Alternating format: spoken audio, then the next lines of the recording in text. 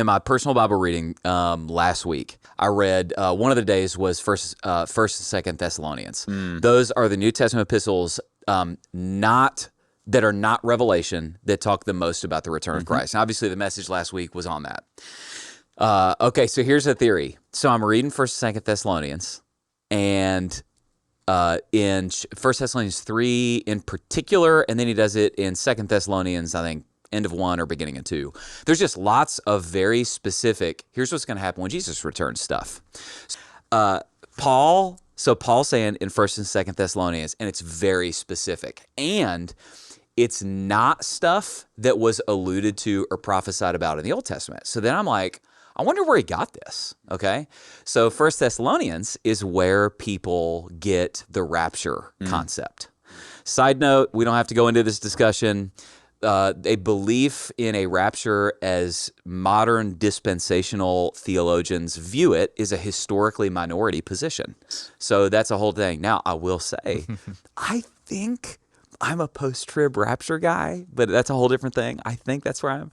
I have a lot of questions. All right, so we don't have time to get into this now. I think where I land is what's called historic premillennialism. George Ladd, already but not yet, eschatology. All right, so anyway, that's not what I want to talk about. All right, so Paul is in 1 Thessalonians talking about what is now called the rapture. That comes from 1 Thessalonians 4:17, where it says, we who are alive will be, and then it uses the word caught up.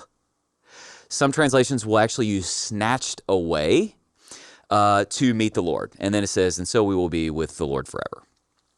All right, so then I'm like, I wonder where Paul got this. Here, I got a theory. I've never heard this before, and I have a rule that if you've never heard it before, it's probably wrong. So then I'm with Grok, and I ask, and I double check this. I New Testament search for the Greek word that gets translated rapture. It's the Greek word harpazo. Okay, it means to seize forcibly, snatch away, or catch up. Then I asked Grok, give me every New Testament verse that uses that word, all right? One of the only other usages is in 2 Corinthians 12, when Paul is talking about, quote unquote, I know a man. You know this passage? All right.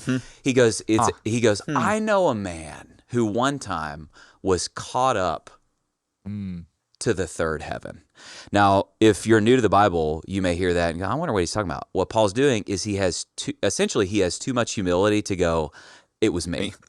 He's going, it was me. Yeah. And Paul says in 2 Corinthians that he had literally I don't actually think it's describing even a vision.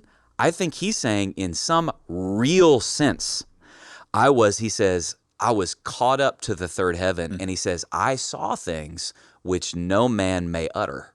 Okay, this is what he says. And essentially, by the way, if you're new to the Bible, the third heaven, so in New Testament parlance, yeah, that's a good way to say it. The sky, like the sky that's blue, is the first heaven. Space, they had some concept of wherever the stars are. That's the second heaven. The third heaven was like heaven, like where Jesus is right now, okay? So he goes, hey, I was caught with the third heaven. I saw things which no man may utter. Very interesting. One of the only other usages of the Greek word harpazo that gets translated rapture is in 2 Corinthians 12 when Paul goes, I was harpazoed to the third heaven. Wow. Bro, here's my theory, dude. And this is a little tinfoil hat. Dude, I honestly wonder if God did to Paul when he gave him that vision what will happen to the rest of us at the end of time. And that's the reason it's one of the only other usages of the Greek word harpazo, snatched up. And that's why Paul's like, let me tell you exactly what's going to happen to you someday. Wow. Because, and remember, he said, this is something which no man may utter. What happened to me? It's a little like, I wonder. This is an I wonder. It's not a we know for sure. But I wonder if the Lord was like, I'm going to do for you what I'm going to do for everybody someday. And then Paul in 1 Thessalonians is going, I'm going to tell you exactly what's going to happen to you. Wow. Thoughts? What do you think?